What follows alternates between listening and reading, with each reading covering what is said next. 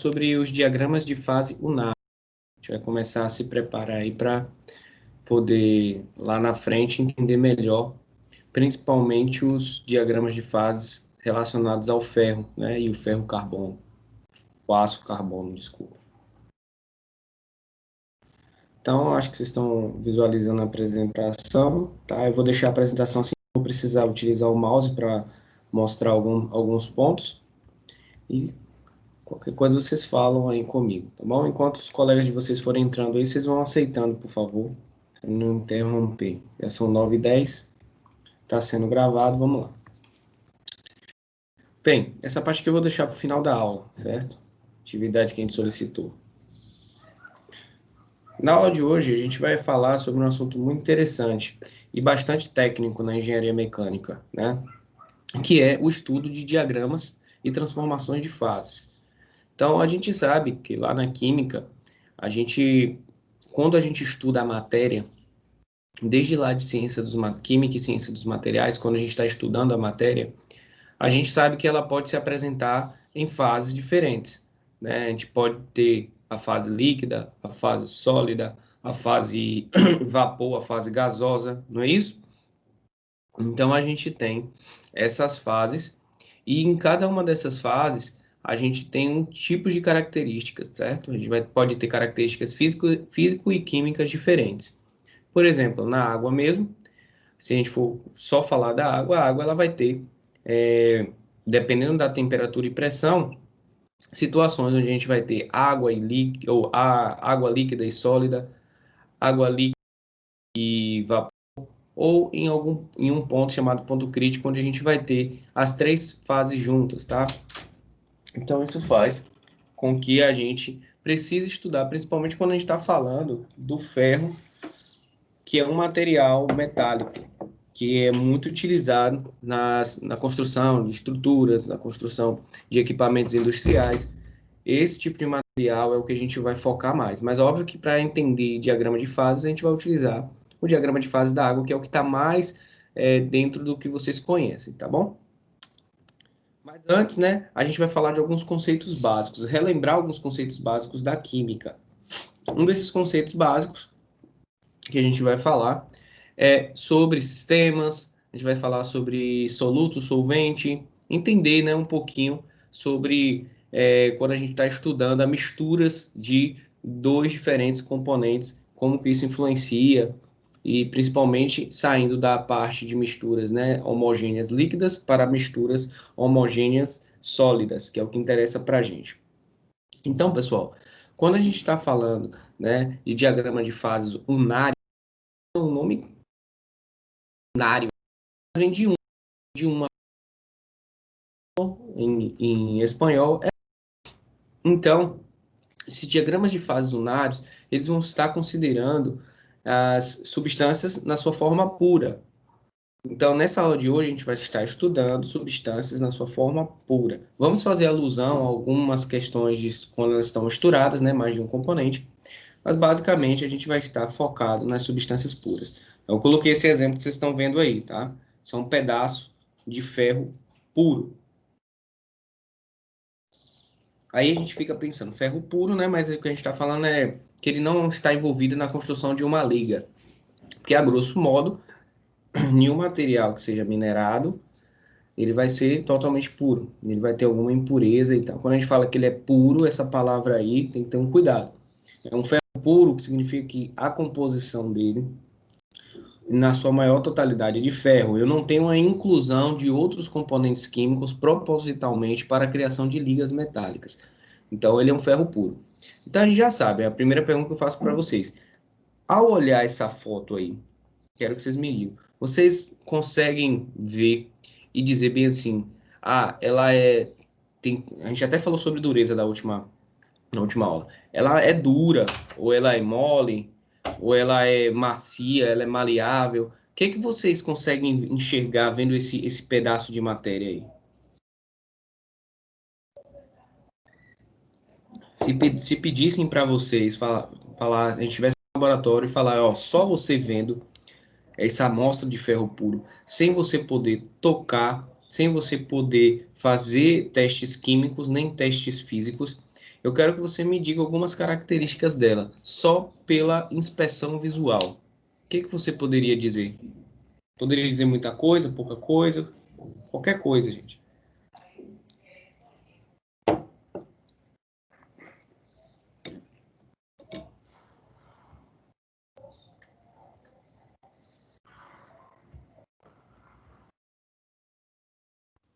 Rapaz, professor, parece que é duro. Essa pedra negócio.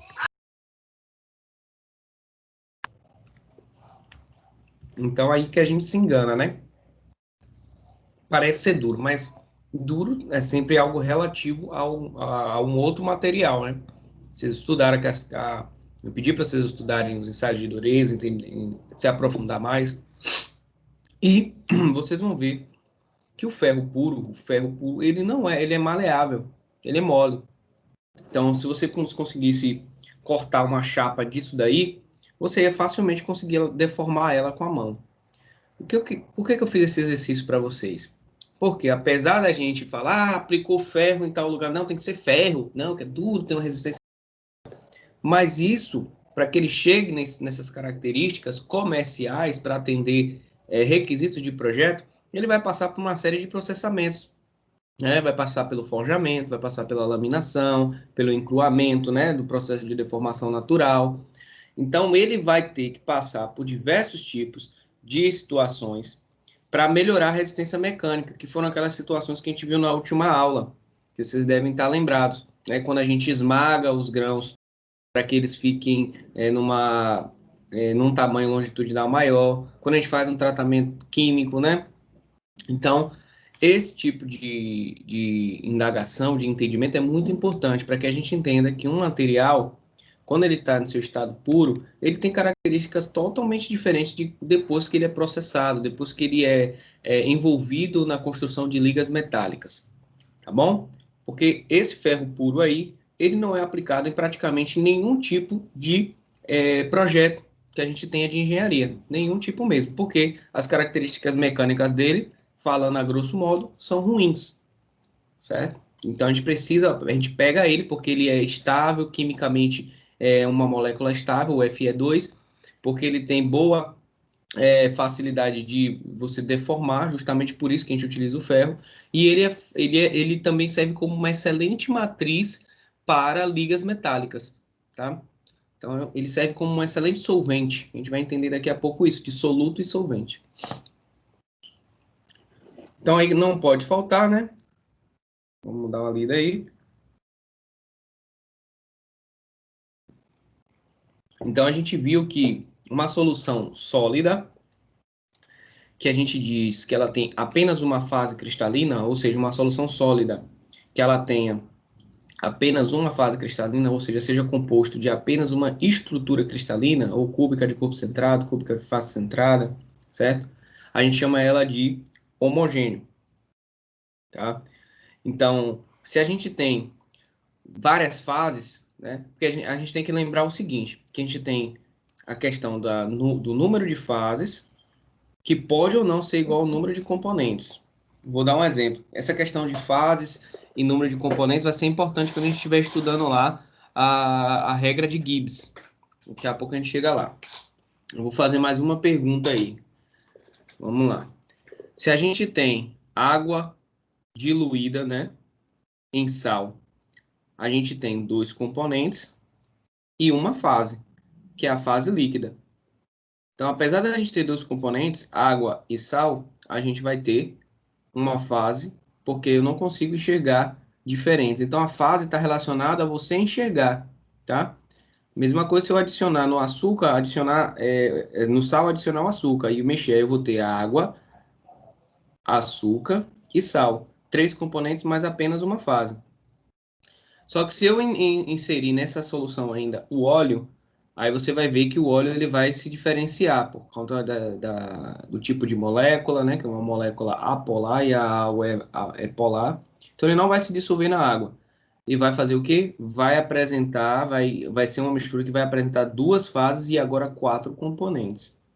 Se eu for mais longe e colocar um pó de madeira, pó de serra, né? Ou então uma limalha de ferro aquela limalha, ela vai descer, obviamente, e aí vai me provocar, vai aparecer 3 fases, certo? E 5 componentes. Então, a gente tem que entender isso. Se eu tenho, por exemplo, o aço carbono, praticamente ele é todo feito de ferro e carbono, né? Tem algumas outras, o aço carbono mesmo comercial, que é aplicado em construção, e além do carbono, ele tem uma porrada de outros componentes. Mas o aço carbono em si, normal, vai ter ferro e carbono, certo? Então, quando a gente fala desse tipo de situação, a gente fala de uma fase apenas, porque a gente não consegue ver o carbono. Se a gente cortar no meio o aço, a gente não vai conseguir ver as moléculas de carbono. Então, elas estão dissolvidas, elas estão diluídas, tá bom? Então, vamos conhecer alguns tipos de conceitos importantes, tá? O primeiro conceito é componentes, acabei de falar, né?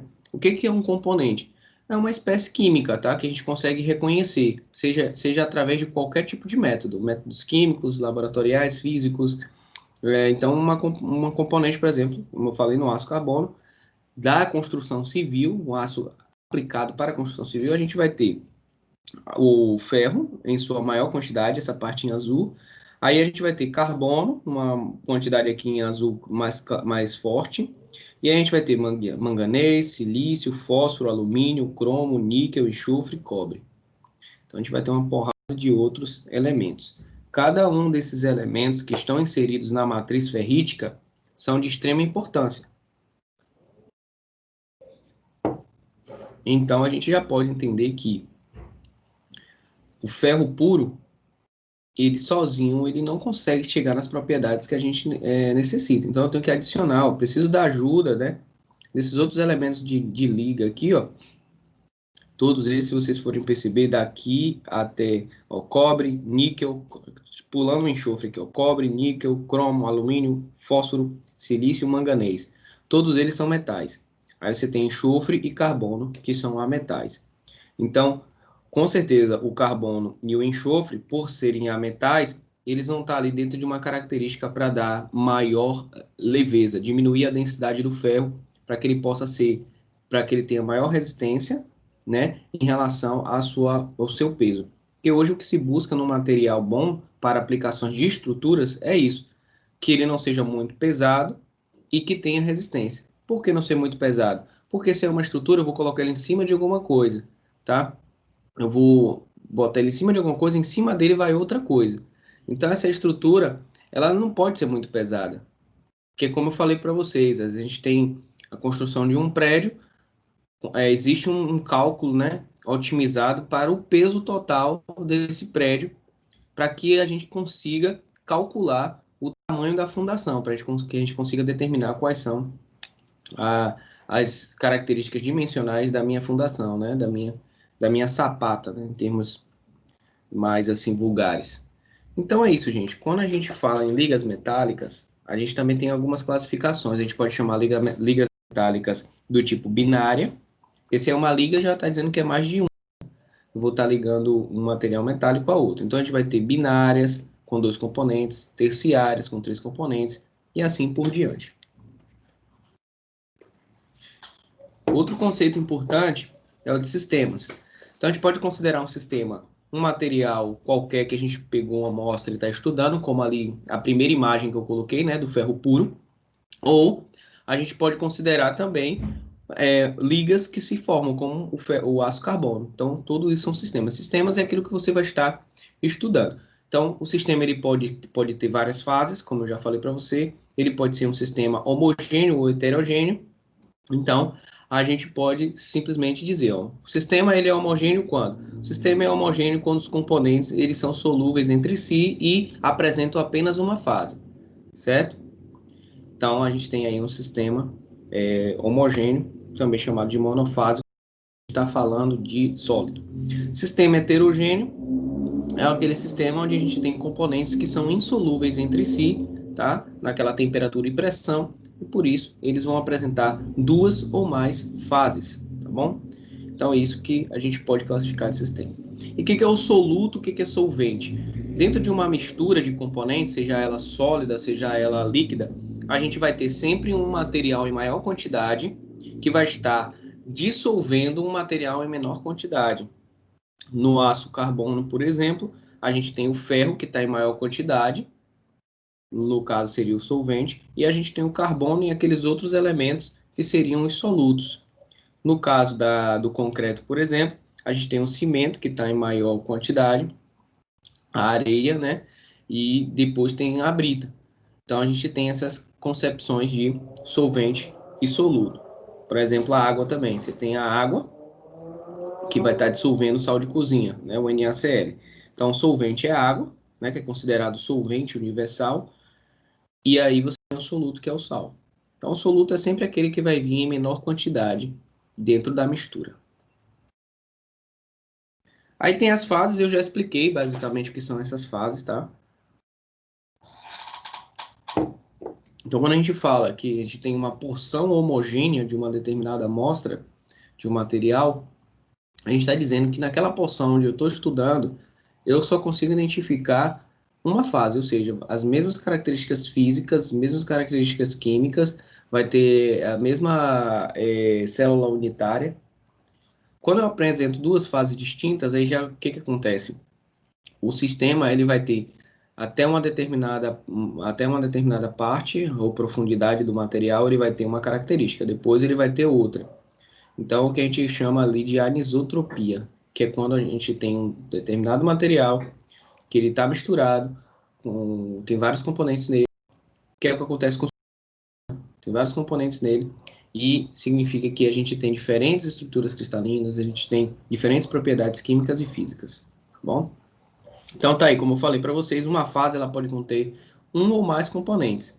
Se o sistema ele é de única fase, ele é chamado monofásico e chamado de homogêneo. Falei isso já. E se ele tiver duas ou mais fases, ele é chamado de misturas ou sistemas heterogêneos. Tá?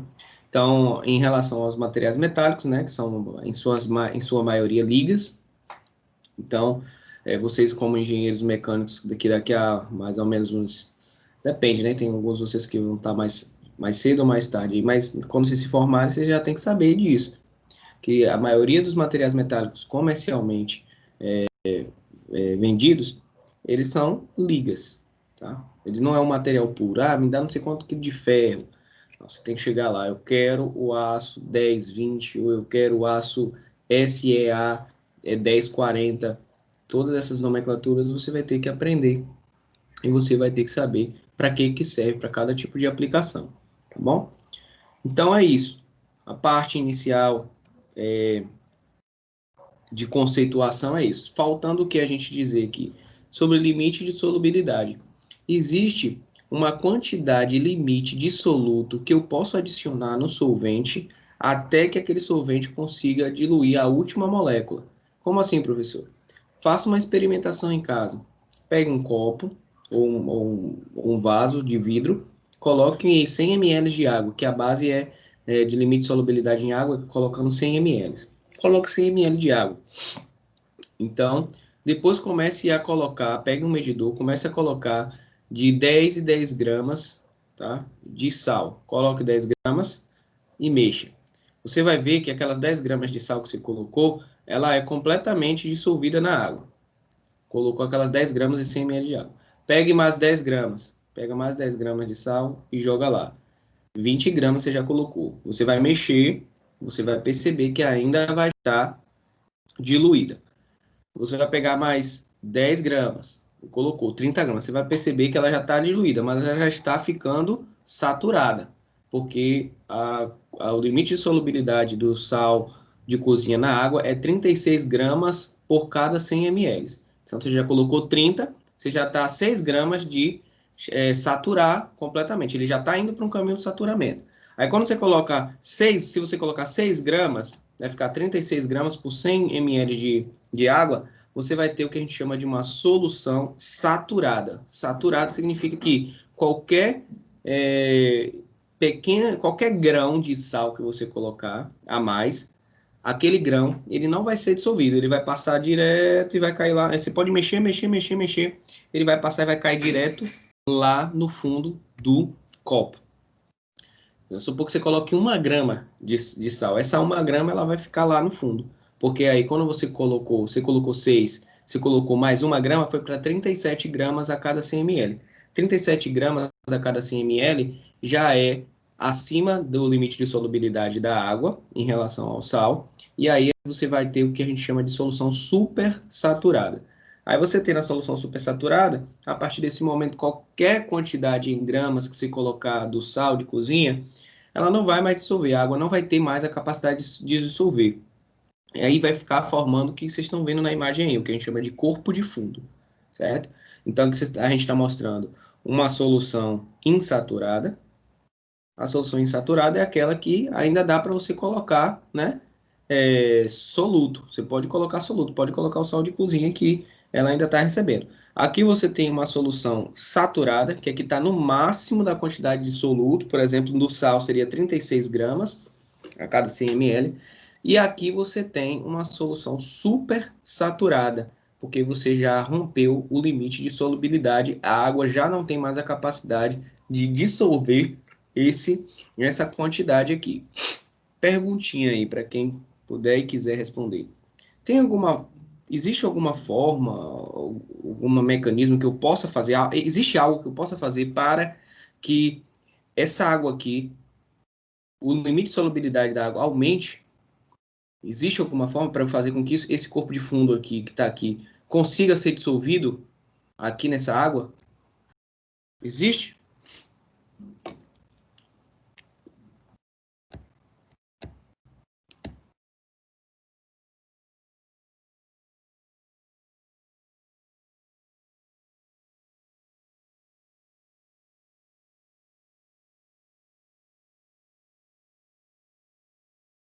Matheus, Oi, pode falar. quando você fala nessa água, inclui adicionar qualquer outra coisa? Não, não pode adicionar mais água, porque se você adicionar mais água, beleza, aí você vai dissolver. Só ali. Não pode adicionar mais água. Tem alguma coisa que eu possa fazer? Se você botar qualquer outro componente, tipo um ácido, algo que Não, seja corrosivo, também não. não. Sem inserir nada. Externos, só. Então eu acho que não.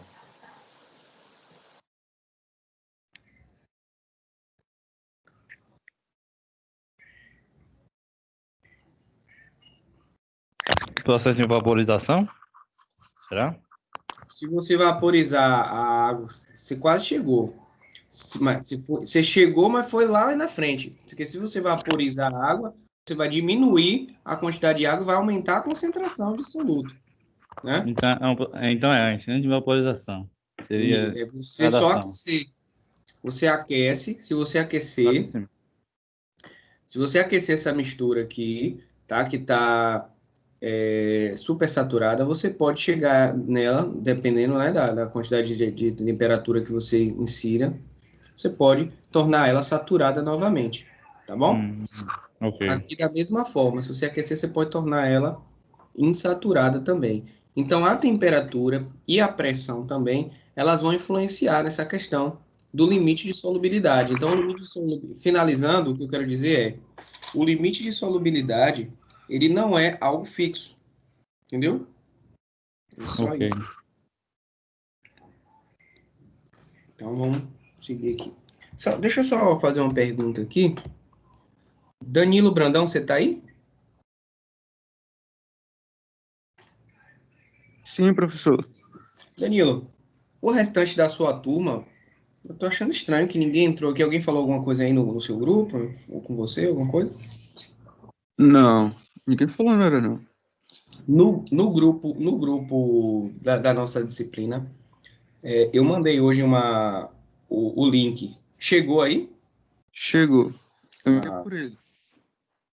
então a galera deve estar dormindo mesmo. Sim, é. Tudo bem. Vamos seguir. Tá gravando mesmo. Estamos no horário de aula. Então, galera, o limite de solubilidade, se cair lá uma questão, né, perguntando se ele é um valor fixo, não. Ele é um valor fixo para uma determinada temperatura e pressão, mas esse limite de solubilidade, que a gente vai ver daqui a pouco no gráfico, ele pode variar de acordo com a temperatura e a pressão, tá bom? Acho que deu para entender bastante essa questão da solubilidade. Olha aí o que eu quis dizer, tá vendo? Solubilidade do açúcar, C12H22O11, em um xarope de açúcar e água. Então, eu estou fazendo a mesma coisa lá, né? Pegando uma água e colocando açúcar. E vamos entender o gráfico. Gráfico, inclusive, é uma das dificuldades que eu identifico maiores nos alunos, principalmente em provas, que é o estudo de gráficos, tá? Análise de gráficos. Então, esse gráfico é no eixo Y, temperatura, no eixo X, aqui você tem a composição. Então, ele está... Se aqui a temperatura e a composição, o que ele está estudando? Ele está estudando a concentração do soluto, né? O soluto é o açúcar, tá vendo? A concentração do soluto na composição aqui, certo? Em relação à temperatura. Então, vou pegar aqui, ó. Nessa concentração onde a gente tem 20% de açúcar e 80% de água, eu ainda tenho uma solução líquida para qualquer valor, ó. Até 100 graus Celsius aqui, ó, eu sempre vou ter 20% de água e 80% de... Oh, desculpa, 20% de açúcar e 80% de água, eu ainda vou ter solução líquida, ou seja, vai estar dissolvido. Aí acontece, eu vou aumentando a minha composição, vou aumentando o soluto. Aí aqui eu já botei o soluto 40% de açúcar, 60% de água. E aí vou. Também vai dar só solução líquida, tá vendo? Só vai começar a ter solução líquida e açúcar sólido, no que é o que a gente chama de solução supersaturada, a partir daqui, ó. 64, então. Quando eu tenho uma grande concentração aqui, ó, de açúcar em relação à água. Então, a partir daqui eu já tenho. Mas perceba que se você ver a curva aqui, ó, olha como é a curva de limite de solubilidade. Ela me mostra o seguinte, que a temperatura influencia diretamente na solubilidade da água em relação ao açúcar. Vamos se balizar aqui, ó, 20 graus Celsius. A 20 graus Celsius, eu tenho aqui, vamos supor, 64% ainda em relação à composição da água. Então 64%. Mas aí eu aumento para 40. 40, eu já admito uma maior quantidade de açúcar. Então, eu posso dissolver mais açúcar. A 60, que bate aqui, eu já posso, ó, 70, que aqui dá 70, eu já posso colocar 70% de açúcar, que a 60 graus, em cima dessa linha aqui, eu consigo dissolver todas as moléculas de açúcar. Mas isso aqui está operando no limite. Lembre-se que o nome é limite. Então, essa linha aqui, essa linha, ela me dá o tipo que eu estou dizendo de solução saturada. A solução saturada é aquela que está no limite. Tá? Ela para o lado direito, ela vai ser supersaturada, para o lado esquerdo, ela vai ser insaturada. Então, daí a gente vem para cá, para 90 graus. 90 graus Celsius, aumentei a temperatura para lá. Olha a quantidade de açúcar que eu posso dissolver. 80, certo? 80 a quantidade de açúcar. Então, aqui você percebe que quando você vai aumentando a temperatura, até próximo da ebulição, porque depois da ebulição já não é mais a água, a solução líquida, né? Já é vapor. Por isso que só vai até 100 graus. Então, até aqui, ó, antes de 100 graus Celsius, eu posso modificar essa questão da solubilidade da água. Isso aí, não sei se vocês cozinham, né? Ou quando bate a fome, você vai lá fazer um macarrão ou vai fazer alguma coisa, você bota sal ali e ele está elevando a temperatura. Então, você pode colocar bem mais sal do que se estivesse na temperatura ambiente, porque vai ter a solubilidade da água vai ser maior. Aqui é o açúcar, obviamente, a solubilidade do açúcar é maior em relação aqui. Se você pegar, aqui não é 20, então aqui é 25. Você vem em 25 graus Celsius. Por que eu peguei 25 graus Celsius? Que é a SNTPs. Mas no laboratório você podia pegar 20, porque a temperatura que se usa de temperatura ou de laboratório, condições normais de temperatura e pressão é 20. Aí você vem 20 aqui, ó, bate aqui e vê que 63 e 4, sei lá. Então 64% é a concentração de açúcar que a gente chama de coeficiente de solubilidade em relação à água, porque a gente universal quando a gente está falando das concentrações de substâncias. Beleza, então quero que vocês entendam sempre esse gráfico. O gráfico está mostrando para a gente aqui a influência da temperatura na curva de solubilidade da solução água e açúcar, certo? Então, entendo que isso vai acontecer também para os sólidos. Temos aí também o conceito de microestrutura. O que é uma microestrutura? A gente sabe que a gente tem a estrutura, né? Que é o que a gente vê. A gente pode pegar ali uma ponte treliçada e ver, pô, isso aí é uma estrutura. Se é que a gente quiser ver uma microestrutura, o que a gente tem que fazer? Pegar um telescópio, não, um microscópio, e visualizar na escala micron. Então, a gente vai visualizar na escala micron, vai passar pela escala centimillimicron. Então, a gente vai para a escala micron, vai pegar um microscópio, né, que vem de micro, é a parte que a gente se apega às palavras para entender algumas coisas importantes. E aí você vai analisar uma parte da ponte. Aí você pega ali, corta um pedaço do metal que constitui aquela ponte, aquela estrutura, e vai analisar a microestrutura daquela estrutura. Aí você vai pegar e vai botar no microscópio lá e analisar, e aí você vai conseguir ver. Você vai conseguir ver o número de fases, você vai conseguir ver como é a disposição dos contornos de grão, tá? E se você aplicar alguns tipos de tratamento químico, você vai poder ver a coloração e as divisões das fases. O que é interessante, porque você consegue ver qual é a fase que está no ferro mesmo. Você tem a fase austenita, você tem a fase ferrítica básica mesmo. Então, tudo isso a gente vai aprender ainda lá na frente.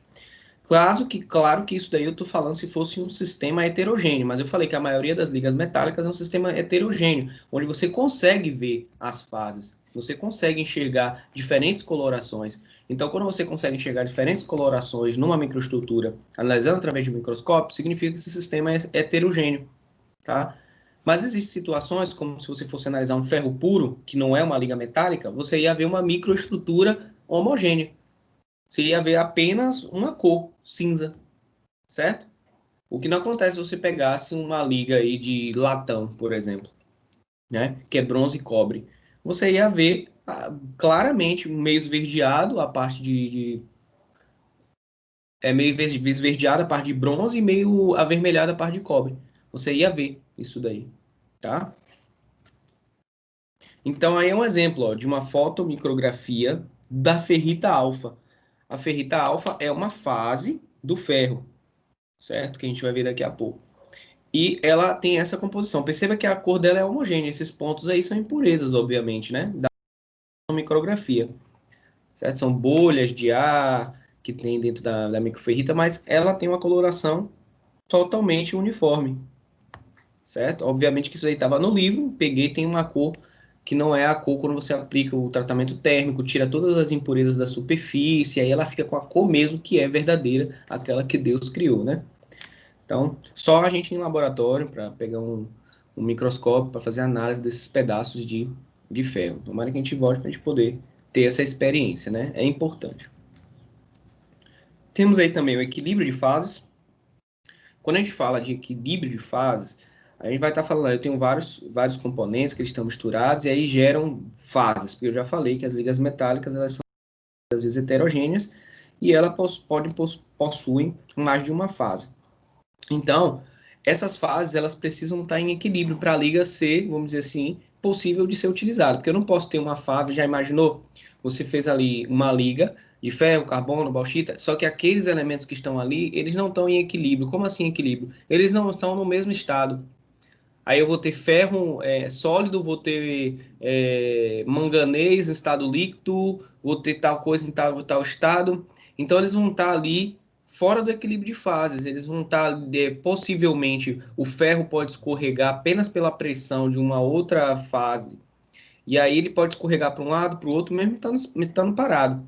Então eu preciso de equilíbrio. Quando você faz os processos de fundição, moldagem, existem diversos tipos de técnicas, né, para que você faça com que a gente tenha um equilíbrio e homogeneização da energia, né, das ligas, para que elas não tenham nenhum tipo de problema quando elas forem. Ou seja, não é só pegar o material e sair aplicando, né, gente? você tem que pegar o material, estudar a composição dele, fazer os ensaios, né? E depois você aplicá-lo, né? Processar ele e depois aplicar. Então não é simples como a gente, antes de entrar para fazer um curso de engenharia, a gente fica na nossa cabeça. Não, eu vou pegar isso aqui e fazer, como a gente às vezes vê na televisão, né? O cara pegou um ferro aqui e tal. Beleza, se você quer ser um artista plástico, você vai pegar lá os ferros, qualquer tipo de ferro no ferro velho, você vai fazer. Aquilo ali é só para arte. Mas quando você vai lidar com segurança de pessoas, quando você vai lidar com construção de projetos que vai lidar com os intempéries, né, com chuva, com vibrações, com o sol, com oxidação, com a porrada com solicitações de cargas, então tudo isso vai fazer com que você vá buscar um tipo de material, um tipo de processamento que eleve as características mecânicas, as propriedades mecânicas, químicas do material para que você possa aplicá-lo de forma segura e com qualidade. Então, essa questão do equilíbrio de fases é muito importante, certo? Então, tá aí, um sistema encontra esse equilíbrio de fases quando sua energia livre atinge o menor valor possível em uma determinada combinação de temperatura, pressão e composição. Eu não posso ter essas energias muito altas. A gente sabe que quando a gente lida com átomos, os elétrons e tal, a temperatura ela influencia na agitação molecular, né, e também dos átomos. Então essas energias elas precisam ser homogeneizadas, elas precisam estar num estado muito baixo para que ela tenha estabilidade.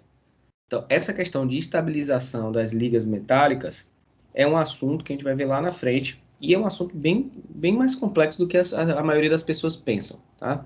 Tem aplicação de processos específicos, aplicação de extenuantes, tem aplicação de componentes químicos que vão ajudar ali na firmação e condensação da liga. É uma porrada de coisa. Aí a gente chega na regra de fase de Gibbs. Gibbs ele conseguiu relacionar, né, ele aplicava os seus estudos da termodinâmica para interpretar fenômenos físicos e químicos. E isso é importante porque a termodinâmica ela está ligada a qualquer tipo de fenômeno da natureza, porque se você for observar, todos os corpos, sejam eles seres vivos ou não vivos, eles estão emitindo ou absorvendo energia ou transferindo energia em algum. Então, se você olhar ao seu redor aí, você pode aplicar termodinâmica em qualquer coisa, tá? Porque a gente mesmo, o ser humano, ele está irradiando, né? Ele está absorvendo, e se você estiver pegando em alguma coisa aí, você pode estar transmitindo energia também através do processo de condução. Então, a termodinâmica ela pode ser utilizada para interpretar diversos fenômenos. Um desses foi estabelecer, por exemplo, a questão das fases, relacionar as fases, né, e os graus de liberdade, como vocês podem ver aí. Então, ele conseguiu relacionar, tá? Para que a gente possa ter, para que você possa saber, né, a questão da estabilidade de uma liga em relação ao número de componentes, ao número de fases, certo? E ao grau de liberdade, que a gente vai explicar o que é cada coisa. Ele fez vários testes e conseguiu construir uma equação que te dá assim, por exemplo, quantos componentes eu posso ter no máximo para que eu tenha essas duas fases aí? A ferrita alfa e a austenita. Ah, beleza, eu tenho essas duas fases do ferro, então eu tenho que ter 3 componentes, ferro, carbono e o austênio. Pronto, beleza. Aí eu vou ter essa fase aí. Então, ele conseguiu entregar uma solução matemática para que você consiga calcular quantidade de componentes para uma determinada quantidade de fases, considerando a quantidade de grau de liberdade para que aquela liga fique estabilizada, certo? Então, foi muito inteligente e hoje se usa isso aí também, tá? Então, o que é essa fórmula aqui? P mais F igual a C mais 2. P é o número de fases, tá? F é o número de graus de liberdade. Esses graus de liberdade estão relacionados à quantidade de variáveis que estão inseridas no processo. Pode ser temperatura, pressão, composição. Tá? E C é o número de componentes, tá? Que é o número de componentes que vão aí. Então, o que eu estou dizendo para vocês? Pode acontecer de você pegar uma porrada de componentes solúvel entre si, uns 3 lá, que eles vão formar uma fase só. E você pegar mais 2 componentes que vão formar mais 2 fases, uma fase cada um.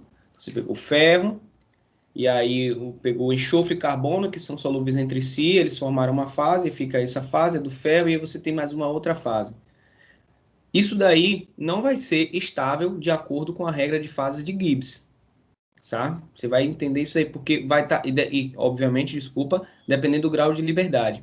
Porque ela pode ser estável ou não, dependendo do número de graus de liberdade. Porque se você tiver uma temperatura, pressão e composição para aquilo ali, tantos por cento de tanto, tantos por cento de tanto, temperatura em tanto, pressão em tanto.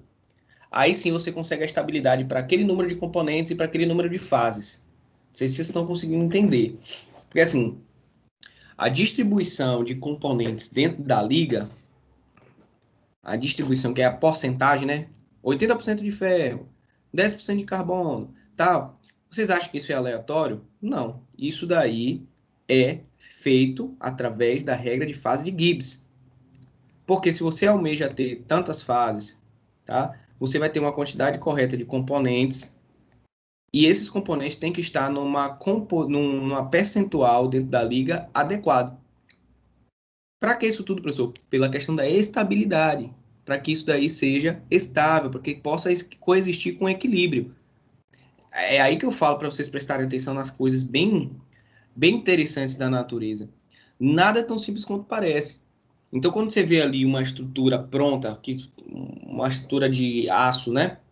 Pronto, você vendo ali, na cabeça de vocês, você tá que aquilo ali é simples. O cara pegou, minerou, processou, jogou para lá. Não, existe uma porrada de processos antecedentes a esse daí, até antes do processamento, que você tem que analisar. Aí vem a parte da ciência dos materiais. Então, quando você está formando ligas metálicas, tem toda uma ciência para isso, certo? Então, é essas regras de Gibbs que vai te dizer ó, qual o percentual de cada componente que eu tenho que inserir nessa liga para que ela esteja estável dentro de uma temperatura, dentro de uma faixa de temperatura, pressão e composição. Então, isso aí é a regra de Gibbs, tá bom? Aí a gente tem o diagrama de fase unário da água, que eu falei que a gente ia utilizar como referência. É bem simples de analisar esse diagrama, certo? Quando a gente fala unário, é porque a gente está utilizando um único componente. A gente está falando só da água, por isso que o nome é unário. Mas a gente vai estudar os binários, terciários, e por aí vai. Então, esse diagrama, o que ele faz? Ele faz a relação entre pressão e temperatura. E a gente vai mostrar aqui, em uma determinada pressão e uma determinada temperatura, qual é o estado que a água vai estar. Vou fazer uma pergunta. A 1 atm e a 25 graus Celsius, a água está em que estado? Líquido. Não é isso? A 1 atm e 25 graus Celsius, a água vai estar no seu estado líquido. Tá? 1 atm aqui, ó, tá vendo? 1 atm. Então, aqui, ó, você percebe que você vem 1 atm, que é a temperatura, que é a pressão atmosférica, né? que é a que a gente está agora. Então, na temperatura, perceba aqui, ó, que tá vendo 1 atm batendo aqui? Aqui é 0 grau, tá vendo? Que aqui é onde tem a transformação de sólido para líquido. Então, 1 atm em 0 graus, eu tenho a fusão, que é de sólido para líquido. Se eu andar mais um pouquinho para cá, entrei líquido, né? 0,01. Aqui eu tenho líquido, líquido, líquido, líquido, líquido, líquido, líquido, líquido, até chegar onde? Na temperatura de ebulição, 100 graus Celsius. Aí aqui a água ela já se torna gás. Não é isso? Então a gente vai passar daqui para cá, lembrando que existe essa importância, mas não é tão importante para vocês agora, que é essa questão de diferença de vapor d'água e gás. O vapor d'água tem água e vapor. Tem água no estado líquido, né? Ali numa nuvem, né, que vocês veem ali. Mas se você for aquecendo, ele vai virar um gás, que aí é difícil de você voltar, só se você fizer a liquefação. Mas o que eu estou dizendo é o seguinte, que isso aqui vocês conhecem, ó. Essa parte de sólido para líquido, de líquido para gasoso, vocês conhecem, eles estudaram isso na 4ª série. Então, você pegou aqui a 1 atm, aí você vem 0 grau, aqui é o ponto de fusão da água.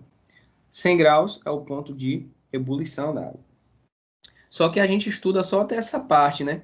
As transformações de sólido para líquido, de líquido para gasoso. Para a gente não interessa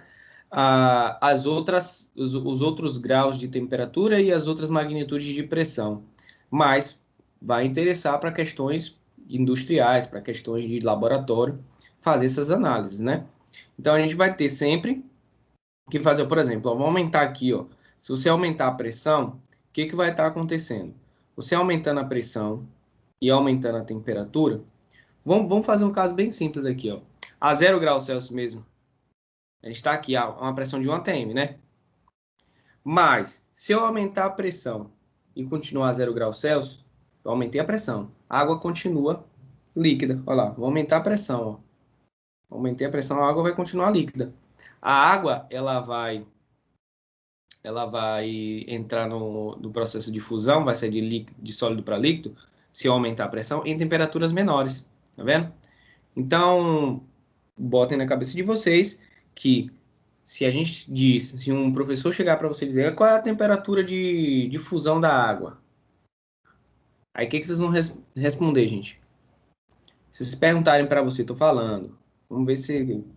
Eu penso que estou criando estudantes para serem profissionais de engenheiros, para serem profissionais de engenheiros, não sair daí da graduação e ser a mesma coisa. Se alguém te perguntar qual é a temperatura de fusão da água, você vai responder o quê? Bora, Danilo. Vai responder o quê?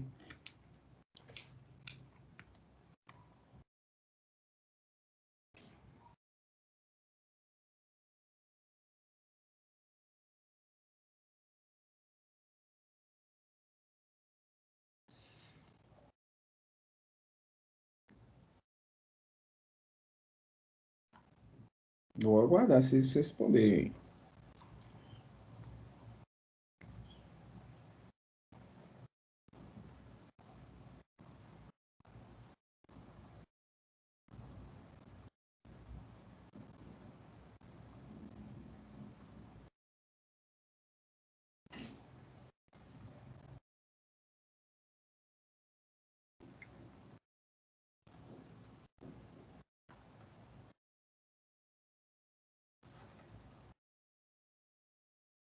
Zero graus, Tá errada a resposta. Você vai ter que responder da seguinte forma, Alan. Você vai responder que a temperatura de fusão da água vai depender da pressão. Certo? Acabei de mostrar isso no gráfico. Vocês tinham que responder dessa forma. Que a temperatura de fusão da água aqui, ó. Essa pressão não é 0 grau. É menor que 0 grau. Então, essa questão de análise de gráfico vocês têm que saber. Entendeu? Por favor. Então, aqui está mostrando, né, as transformações, né, solidificação, fusão, condensação, ebulição, deposição, sublimação. Então, são as transformações, né, em cada uma dessas linhas aí. Uma coisa super interessante é que a gente tem uma seguinte situação. Quando a gente olha para cá, para esse pontozinho aqui, ó, tá vendo? Ponto crítico. O que é esse ponto crítico? É muito cobrado em provas também. Esse ponto crítico aqui que a gente chama é um estado onde a temperatura passou de 374 graus e passou de 218 atm. O que vai acontecer?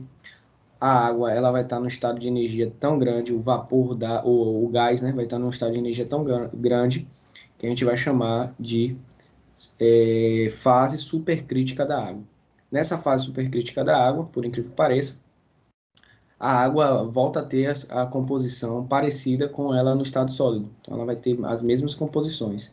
A água, inclusive, é uma das substâncias mais interessantes, tá? Então, daí, o fim da curva de ebulição, que separa a transição de líquido para gás, é chamado de ponto crítico. Essa é uma parte particularmente interessante do diagrama de fases, porque as propriedades físico-químicas da água e do gás convergem, são idênticas. Então, o gás e a água, elas vão ter propriedades físico-químicas idênticas. Dessa forma, a partir do ponto crítico, nós referimos a essa única fase como fluido supercrítico.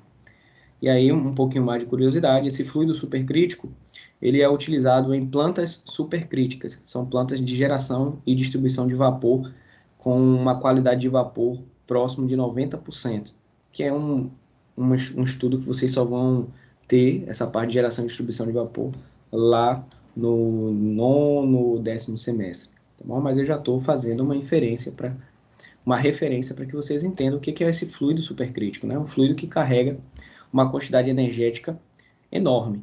Então, para você trabalhar com esse fluido, você precisa de uma caldeira com composição metálica, com ligas metálicas especiais, né?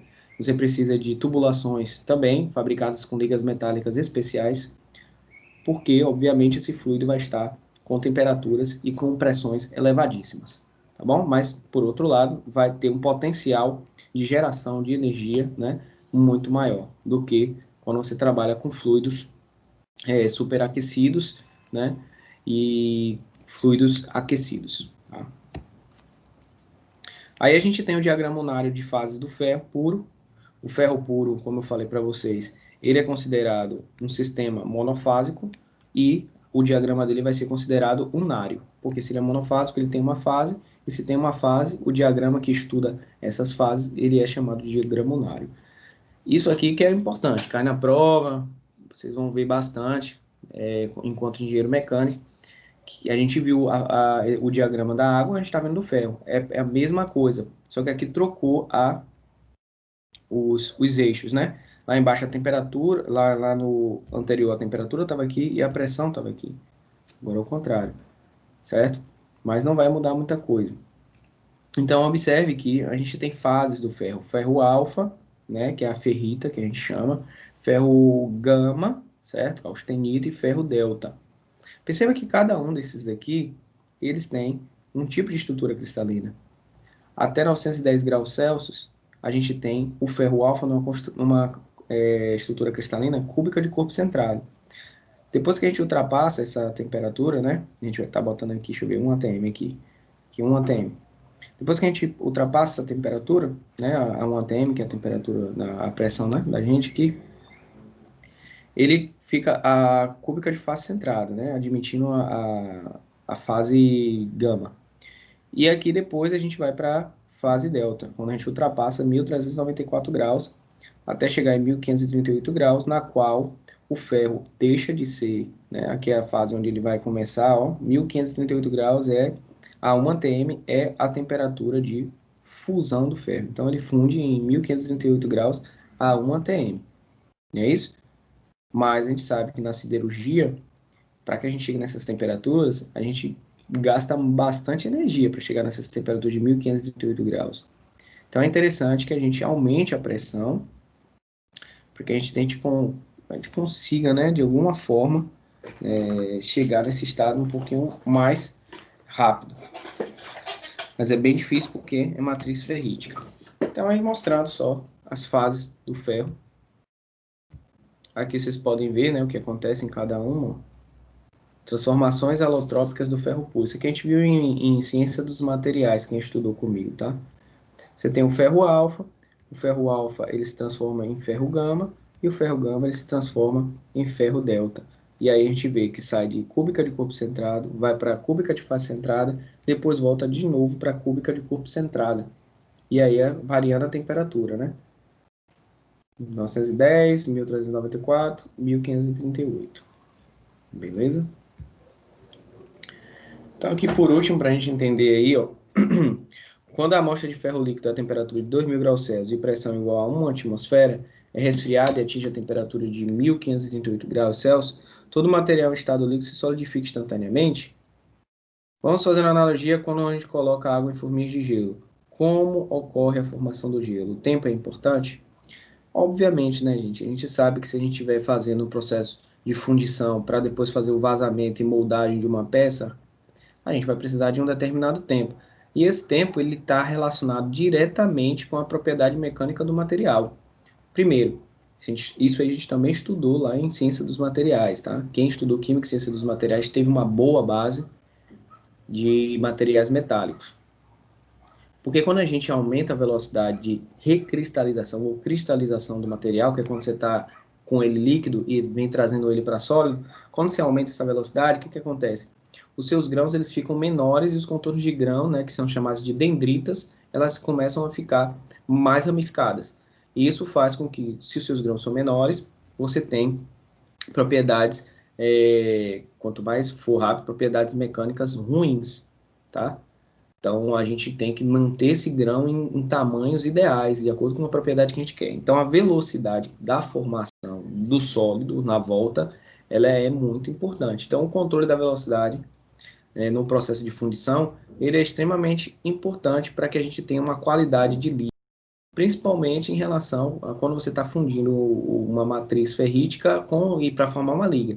Então, a velocidade dessa solidificação é muito importante, tá bom? Então, se você sai de 2.000 graus Celsius para ir para 1.538 graus Celsius, a pergunta que ele faz, todo material em estado líquido se solidifica instantaneamente? Obviamente que não.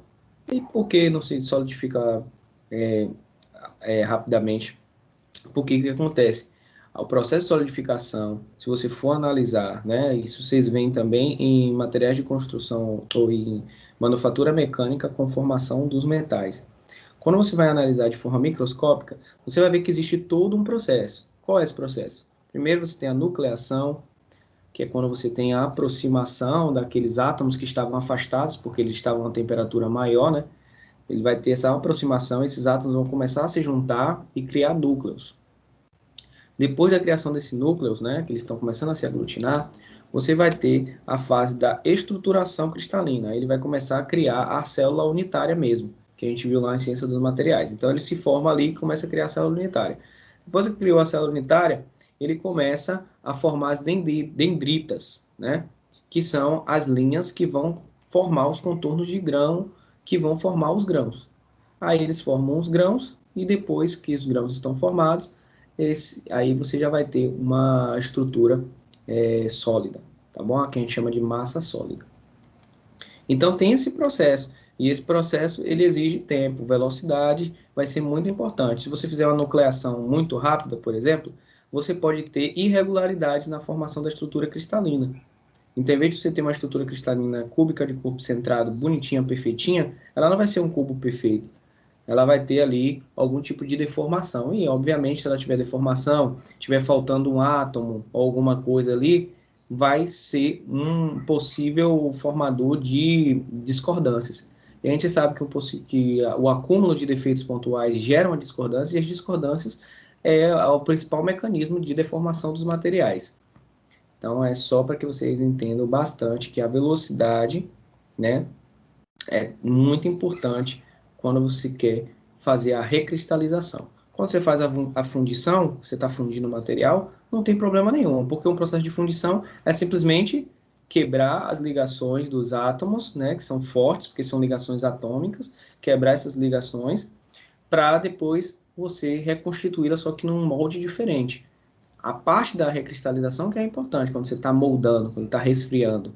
Aí a velocidade é crucial. Não pode também ser uma velocidade muito lenta, porque senão você vai ter grãos enormes, e quando você tem grãos enormes, você vai aumentar a densidade, você vai ter um volume muito alto, tá? Para uma mesma quantidade de material, certo? Então aí você vai estar diminuindo a densidade, na verdade. Então você tem que entender que a velocidade aí da recristalização vai influenciar nas características mecânicas e até físicas do material, bom? Então, o que eu coloquei também, né, para muitos sistemas e para uma determinada temperatura, existe uma concentração máxima de átomos de soluto que pode ser dissolvido em solvente. Então, a gente já sabe que o nome disso aí é limite de solubilidade. A gente falou bastante sobre isso. Galera, então é isso aí. Deixa eu falar um pouquinho da prova.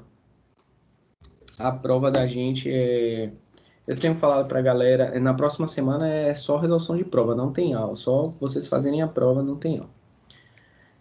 Na próxima semana e na outra também. Na outra também tem 2 feriados, o feriado dos professores e o feriado da Nossa Senhora Aparecida, dia 12. Também não vai ter aula a semana toda. Vai ter aulas para vocês, mas não vai ter aula das matérias de vocês.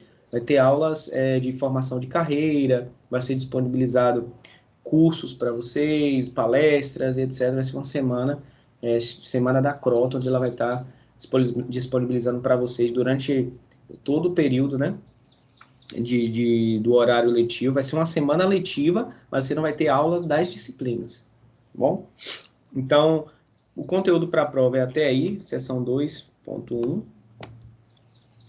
Eu vou entrar em consenso com vocês, eu vou enviar essas provas para vocês vão ter essas provas em mãos, vou enviar para o WhatsApp, pelo e-mail e deixar lá no AVA, sábado, e vocês me entregam até sexta-feira, no final do horário da aula, bom? Que é até 11 horas. da sexta-feira. Então é isso. No mais, Vem cá, professor. A prova vai ser pelo... Como foi Não. semestre passado? Os semestre professores passado. vão mandar.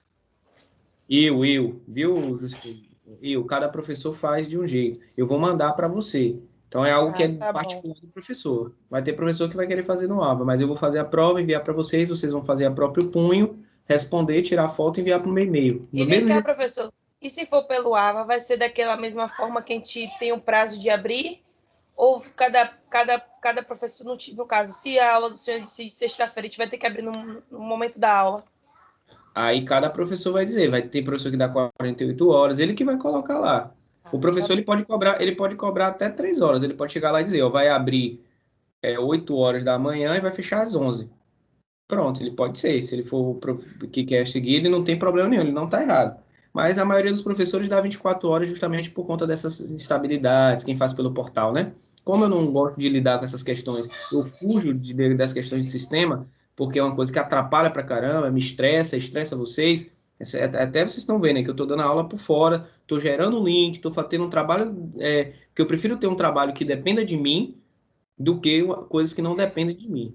Então, vou gerar o link dessa aula que eu vou terminar, vou jogar para vocês também, certo? E aí depois, a sábado, eu vou mandar as provas de de todas as disciplinas para todos os alunos e eles vão me entregar ao final de cada aula, em cada dia da semana respectivo da disciplina. Tudo bem? Pronto, professor. Obrigada. Beleza. Então, até aguardem enviar a prova, eu falo com vocês pelo WhatsApp. E vou mandar também o link da gravação